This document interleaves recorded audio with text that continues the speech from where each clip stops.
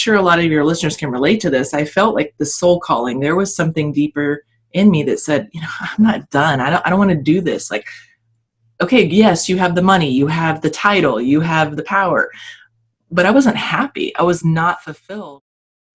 Welcome to the Automate and Grow podcast, brought to you by Cloud Advisory. This is another episode of the Automate and Grow podcast, and my guest today is the founder and CEO of CEO Babe, which is Jessica Yarbrough. Thanks for joining. Thanks for having me on the show, Michael. I'm excited to be here. I'm excited you're here. So you've been doing some interesting stuff, and I wanted to jump on and talk to you about how you got started and what your entrepreneurial journey is, and we can talk about so many exciting things from there. Very cool. Let's do it. So CEO Babe, what is a CEO Babe? Well, CEO, obviously, a lot of people are in the worker space. They are solopreneurs. They don't have a real business. And what I mean by real business is that you're making consistent money and that you haven't just created another job for yourself, okay, which is what happens. A lot of people want to break free from the 9 to 5, and next thing you know, they're working 70 hours a week for a third of what they made at their corporate job. So becoming the CEO of your company, obviously, is the boss of your business and life, staying in your zone of genius and being able to delegate the things that you don't want to do. The babe part is, sexy, bold, ambitious, brilliant, and empowered. All the core strengths of, an amazing CEO Babe life. I like it. This is like very exciting and must attract a lot of people to chat with you. People love the brand. I've only had I think 2 people who poo-pooed it in the last year. Oh, that's called excluding bad people. Yeah, I was like, that's cool. I understand your viewpoint. Sure. But most people are like, they totally get it and they love it. So they're like, it's such a cool name. So we were chatting before, and you kind of gave me a little bit of your backstory and Reader's Digest version. And so you started really young running businesses. Yes, 15. Actually 15 or right before I turned 16. I managed my first company. My second company was when I moved to California. I just turned 18, and my third company was at 20. So I started young, and sometimes I feel like that I should be like way larger than I am because of that. So I can relate to starting stuff early, because it was like I always had a business of some sort, right? But sometimes I think that I got stuck in a way of running stuff. So I'm curious what that experience was. Like, how big was the company that you ran? So the first 3 were small businesses. The first one was, it was actually a dance company, a dance studio, and a dance store all in one. So It was really cool. Claudia Foltz, I'm still friends with her, is a master seamstress, and she actually sold the company right before I moved from Charlotte to start her online tutu.com. She owns it, to teach people how to, this is back in the day. I mean, this is crazy. It's like the beginning of, and her business took off. She's like, I'm not going to run this company anymore. And when I moved to California, it was a boutique store. And then I moved into managing a full-time chiropractic practice. 3 doctors. That's a change. Hundreds of patients. I did that for 4 years. How does that happen? You go like, hey, wait, someone needs to run this. It's got to be me. I don't even know how it happened. They were looking for some admin, and I went out in there and I took over their business and turned it around, and they loved me. That's awesome. Yes. Sorry. But yeah, I mean, I quickly realized, I didn't want to work for anyone. And so the only other job I've had really in the last 17, almost 18 years of my life has been my startup company that I built, which I was sharing with you about. I had a dream when I was in college to build this company. I actually wrote the business plan for it, and I didn't have the funding. Well, shortly after I graduated college, I met the man with the key to monetizing it and the funding. So it was very fortuitous. We built this amazing company, but I was working like a dog. I was burnt out, stressed out, headed for burnout. And honestly, and I'm sure a lot of your listeners can relate to this, I felt like the soul calling. There was something deeper in me that said, I'm not done. I don't want to do this. Like, okay, yes, you have the money, you have the title, you have the power, but I wasn't happy. I was not fulfilled. And all of that led to almost a nervous breakdown, but really what I call a spiritual awakening when I said, I'm out of here. You were like And 21, 22 or? No, at that age, I was 25. Oh, 25. Okay. Yeah, so I was 25.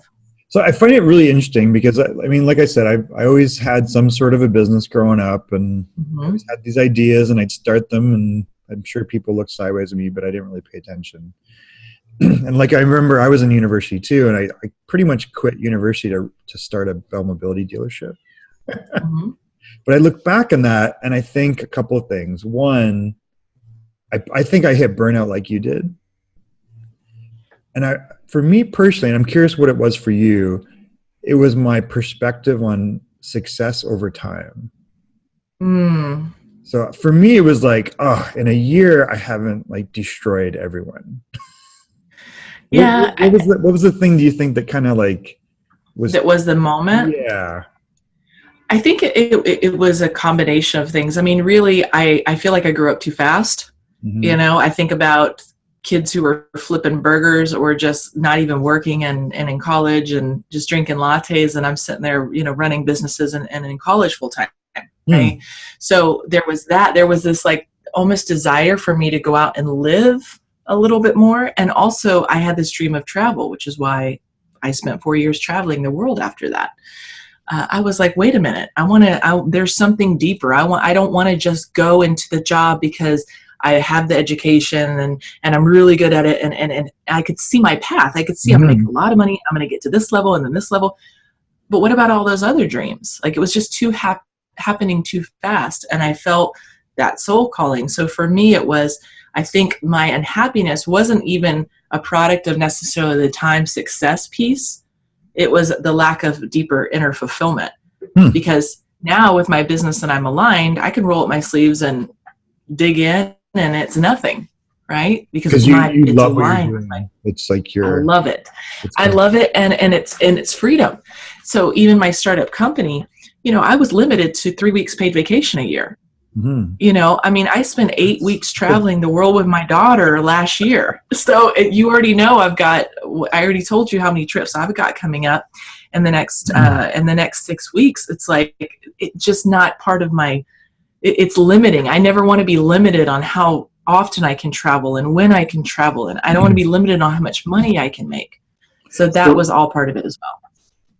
I guess what I'm hearing is that you are motivated, it sounds like, not to shift gears, but you're motivated, it sounds like, by the freedom aspect of doing your own thing. 100%. Okay. 100%. And I don't like to have a boss. I don't like people to tell me what to do, or what I can do, who I can work with, how I can do anything. And that's what's so cool about being an entrepreneur, is you get to choose and you get to self-select and say, you know what, I don't want to work with you, so I'm going to give you to someone else. Like, you get to choose who your perfect clients are. And, it's just like when I was running my business from Europe this summer, I can have my calls at 9:00, right. Athens and Greece, right? While it's the morning time for my clients in California. And I love that. And I would never be able to do that with a job. I would feel caged, and not everybody feels that way. And I get it. But for me, it's very much the freedom, and the freedom around my income level, like knowing that I can just go make a bunch of money in the next day is awesome. Not just waiting for my incremental 3 to 5% raise a year. Like, that's never going to work out for me. So is there ever a point where you had like old ideas from what money was and should be versus what you're describing now, which is you have complete money control and freedom to go generate what you need?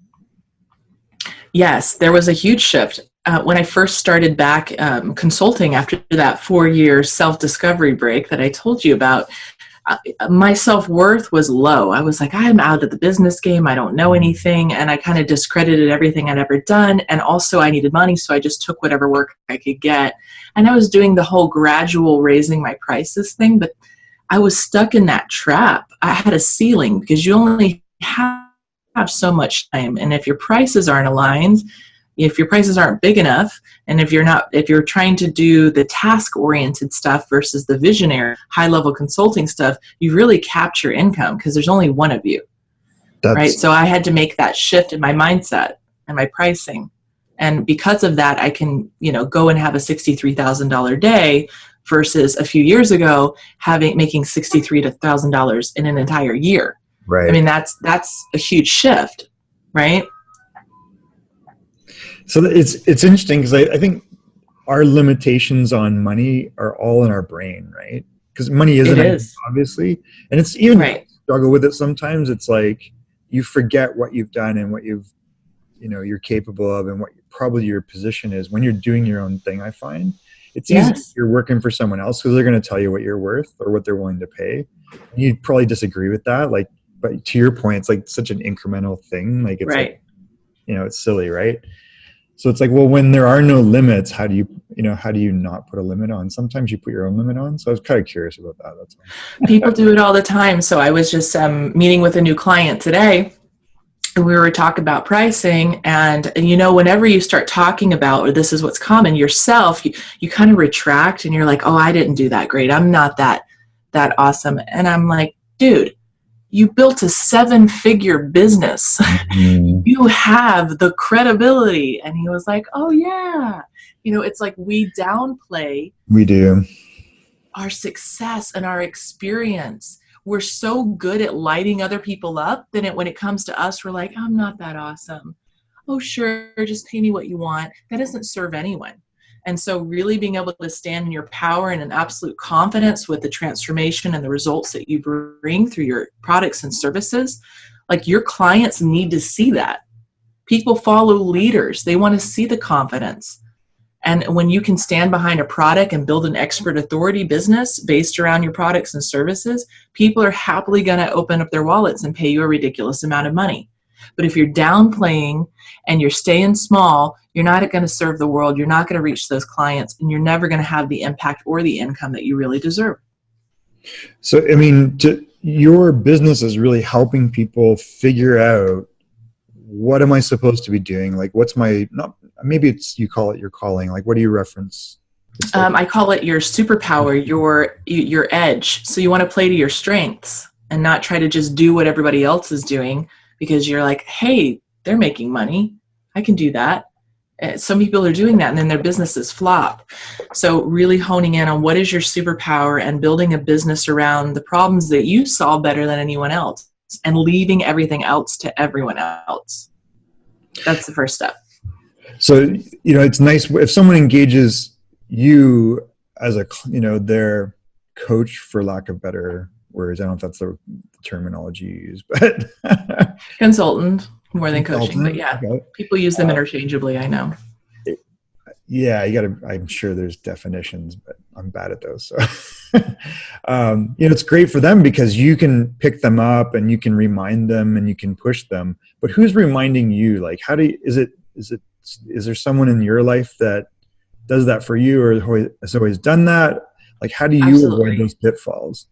Absolutely. So I think if you're going to be in this marathon, it's, of entrepreneurship, you're going to have to continue to up level yourself. So obviously you're going to need education, but not enough to overwhelm you. Like we were talking about earlier, going to 1 million conferences and not executing. You're going to need focus. You're going to need leadership and mentorship, which is why I have a mentor and I'm in a mastermind. So I am surrounded by people who are at my same level and are all growing their businesses to 7 figures. So again, I'm surrounding myself with people that are, not down here and not way up there, but right where I'm at. And I have a mentor that's helping us get there. So all of that is part of the process.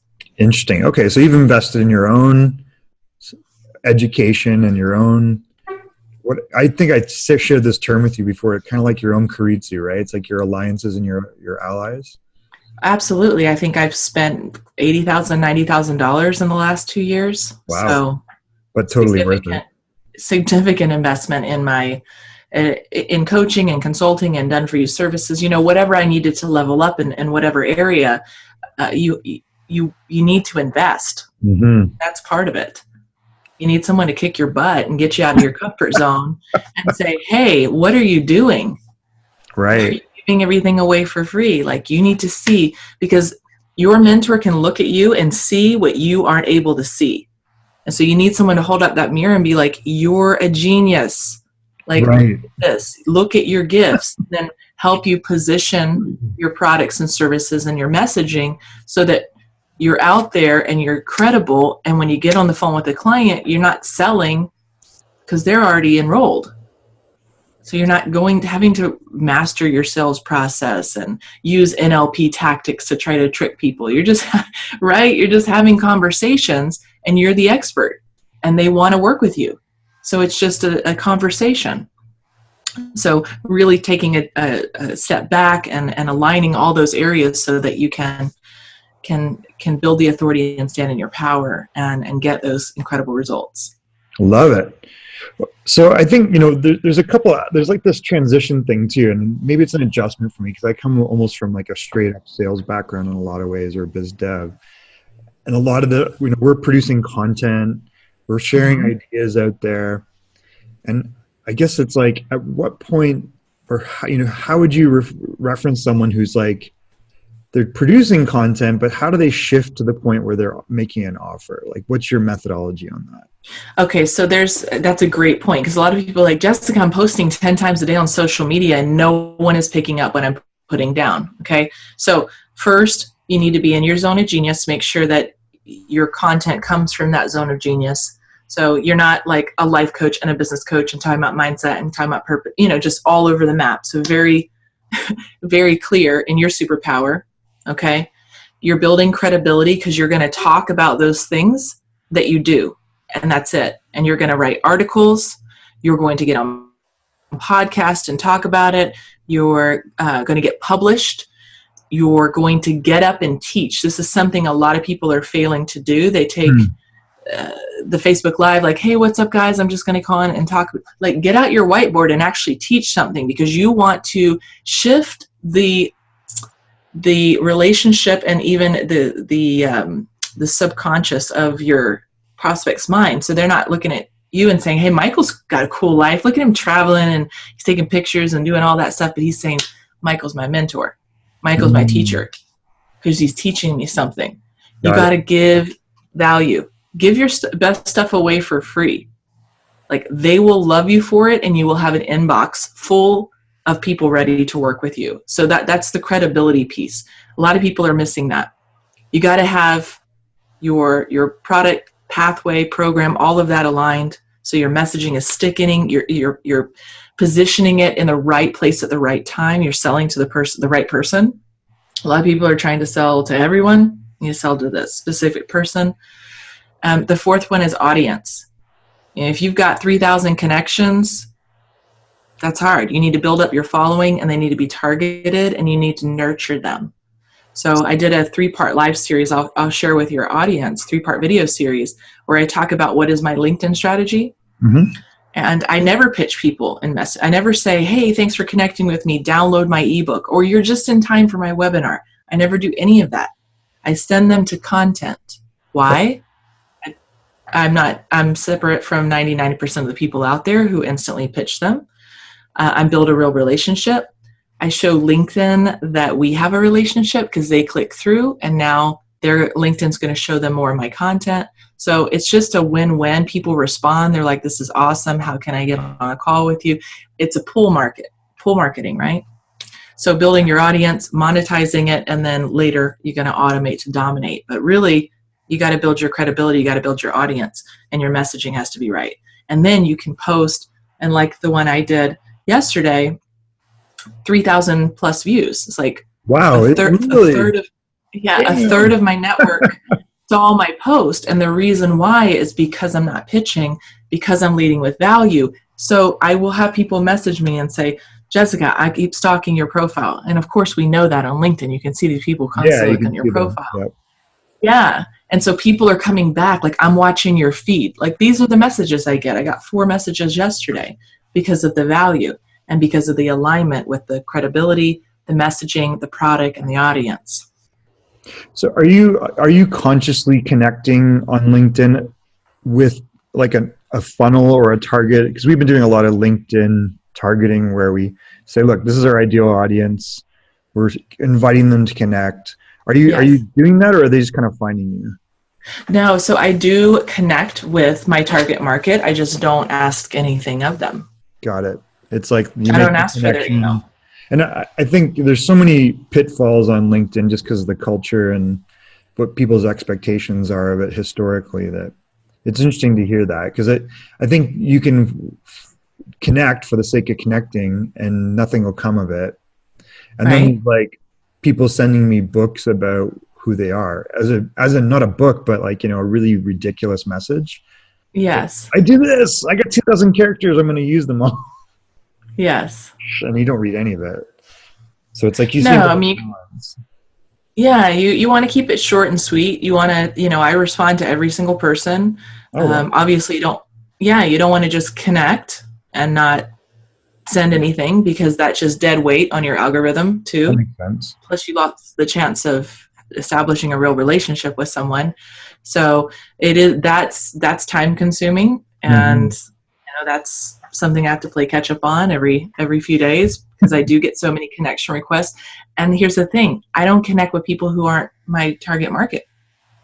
I mean, I get random people from all over the world. I ignore. It's not about the size; it's the quality That of makes your network, which is really cool. Because another little hack for you guys is, I know that LinkedIn changed the rules with your ability to export, and I'm not ever saying ever to add them to your list. But what I was going to say is, before, you were able to grab those contacts, upload them to Facebook, and run Facebook ads. So now you create that level 6 omnipresence, what I talked about in the automate retargeting dominate it. phase. Yep.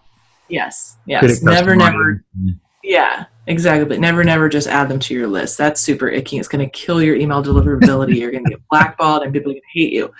But there's lots of other things that you can do if you just don't kill your network. Don't spam them.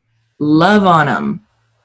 Love on them. Treat them like you want to be treated. They're going to be so blown away. They're going to be like, oh my gosh, this person's amazing. They'll I think, love you. And that's how you create that tribe. I mean, it's interesting to me how much LinkedIn has become that platform where it's actually people, I think, are less and less resistant to anything other than posting their resume up, which I kind of like, like there's got Mm-hmm. to be that business network. And more importantly, it's like you've cracked part of the formula, it sounds like, where you understand that the culture of LinkedIn, but you're leveraging it for something that maybe traditionally would not be um, responded to on LinkedIn.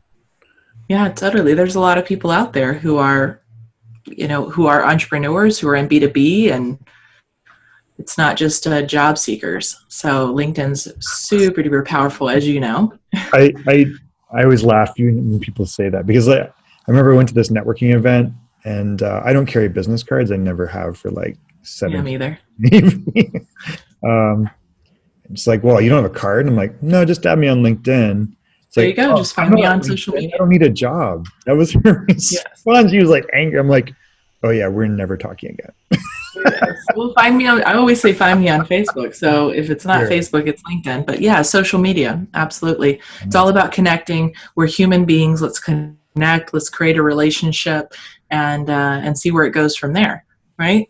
Exactly. That makes sense. And I All think about it's it. important to like connect beyond just the connection. You know what I mean? It's like, Yes. I Not like how just the you, click. right. It's like, it's a conversation. It's got to be a conversation. It's totally got to be a conversation, and it works. It works beautifully, and that's why my advice to anyone who's watching, who's out there cold pitching or, spamming your audience, like just pause, just stop, and get clear, get focused, get your messaging right, and start building your credibility, and take a deep breath, exhale. The sales are going to come. I promise. You heard it here first. Jessica promises. Sales are going to come. I promise. I think there's gonna be a meme out of that. Yeah, there you go. It'll appear on our. Well, listen, I know you've got a lot going on, so I don't want to keep you forever, and I appreciate you jumping on. I really am excited about getting your perspective on things. So, just a couple things, like, what do you got planned for the year? What's your big thing this year? Well, I have my 2 mastermind events coming up. One is in May 7th and 8th and October 8th and 9th, I believe. That it's going to be in Phoenix. So that's my intimate high-level mastermind. Those are for my private clients. It's going to be amazing. Rent a really nice house, jacuzzi, food, masterminding videos. We're going to be filming brand photos, everything. It's going to be amazing. So that's going to be part of it. That's as far as business. That's my next big thing. I've got trips coming up, going to Puerto Rico, Virgin Islands, Hawaii. Those are all fun trips, right? Like you're going to. I know. They're fun. They're business. One of them is a business trip. The Hawaii is a business trip, but the rest are pleasure. Wanderlust. Yes. And that's it. I've gotten as far as there. I haven't planned the rest of my year yet. So right now everything's just flowing. I love it's it. It's a lot already. Yes. I haven't thought past May. Okay, so I'm going to wrap up with two things and let you get on with your amazing day. Okay. One is, and I think I probably have an idea, but let's ask the question, which is, how are you, Jessica, changing the world? Definitely, like I mentioned before, is helping people see their value and take the potential that is lying dormant within them and create a wildly successful, wildly profitable business based on their gifts. So that's what I do for my clients. Love it. That's a great mission. It's Yay. a great way to change the world. Okay, so I'm going to wrap with one other thing, which is when we have interesting guests on the podcast, we ask them to nominate other interesting guests to appear on an episode of the Automate and Grow podcast. So who would you like to nominate to be on a future episode? I would love to nominate Chad Thibodeau. Chad Thibodeau. Okay, I like that. That's a great one. Yes. I've been following Chad a little bit. I haven't met him yet, so that's awesome. So He's Chad, an amazing human being. Yes. And how do you know Chad? Chad is actually my coach, so I he would love is him to be on your show. Yes. Oh, okay, that's cool. All right, so Chad, you've been nominated to appear on an episode of the Automate and Grow podcast. We will make that happen. Jessica, I want to thank you for jumping on with me, and I really appreciate your perspective on things. Of course. Thanks. How can people find you? You can find me on LinkedIn. You can find me on LinkedIn. It's a rhetorical question. But. Yes, you can find me on LinkedIn. You can find me on Facebook. You can find me on Instagram and YouTube. Awesome. You're Look it up, CEO Babe, Jessica Yarbrough. Awesome. All right, well, have an amazing day, and we will talk to you soon. And this has been another episode of the Automate and Grow podcast. This has been an episode of the Automate and Grow podcast. Check out other episodes for interesting topics on how to grow, innovate, and automate your business.